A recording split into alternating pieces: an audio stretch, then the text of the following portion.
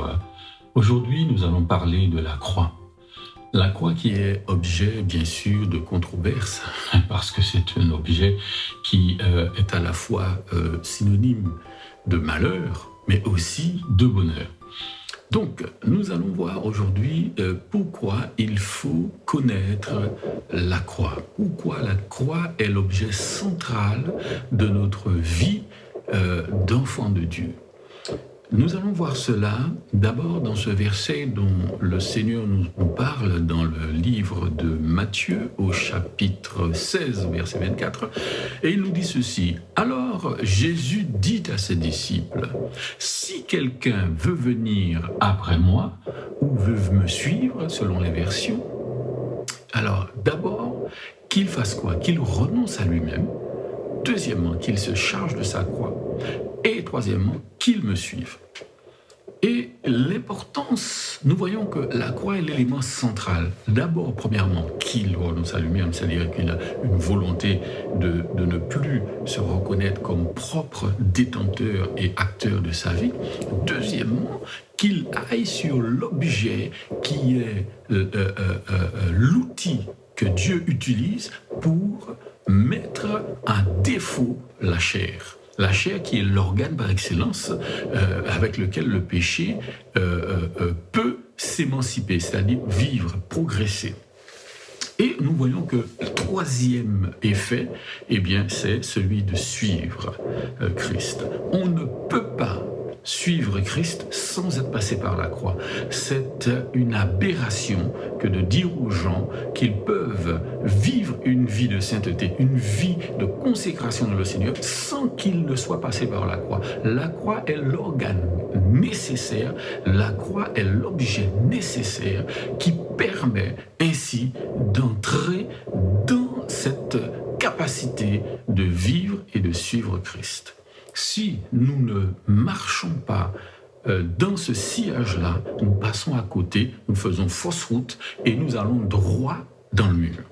Donc, qu'est-ce que c'est que la croix? La croix, c'est cet objet qui, sous le règne des Romains, servait à crucifier, à mettre à mort les brigands, les hommes de mauvaise vie, ceux qui étaient vraiment, enfin, c'était des gens qui étaient des assassins, vraiment des gens qui n'étaient vraiment pas recommandables. Et donc, la croix servait à mettre ces personnes à mort. Christ est mort pour nous parce qu'il s'est fait lui-même abomination, il s'est fait lui-même, brigand, bandit. Il a été considéré comme un malfaiteur de juste qu'il était, c'est ce que nous dit la parole.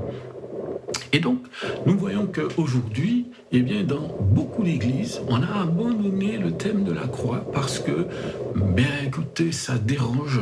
Et puis, voilà, on veut toujours caresser la chair dans le sens du poil. Mais non, mes bien-aimés, il ne faut pas accepter cet état de fait. La croix est l'objet par excellence qui nous permet d'accéder à la marche avec Christ. Si vous avez renoncé à vous-même, c'est-à-dire que vous avez abandonné toute condition, tout ce que vous pouvez avoir comme ambition personnelle et que vous avez remis ça entre les mains du Seigneur, si vous n'êtes pas passé par la croix, bien aimé, je vous conseille de retourner et d'aller à la croix parce que c'est là que se trouve la crucifixion de la chair. Sans cela, il n'y a pas de salut. Aucun salut si cela ne passe par la croix.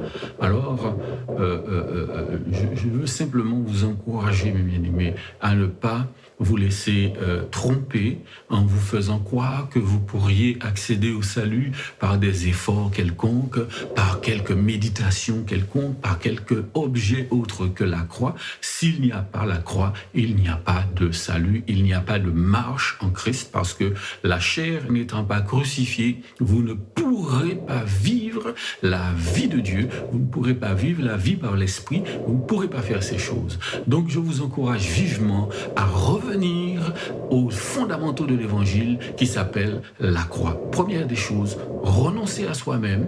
Ensuite, prendre sa croix, se charger de sa croix. Et il faut savoir que quand vous vous chargez de la croix, c'est pour aller à Golgotha, pour mourir, pour être crucifié. Et une fois que vous êtes arrivé là-bas, eh bien à ce moment-là, vous pouvez entrer dans la condition de celui qui pourra suivre Christ. Sans cela, il n'y a pas de salut. Sans ça, il n'y a pas de vie de sainteté, de sanctification.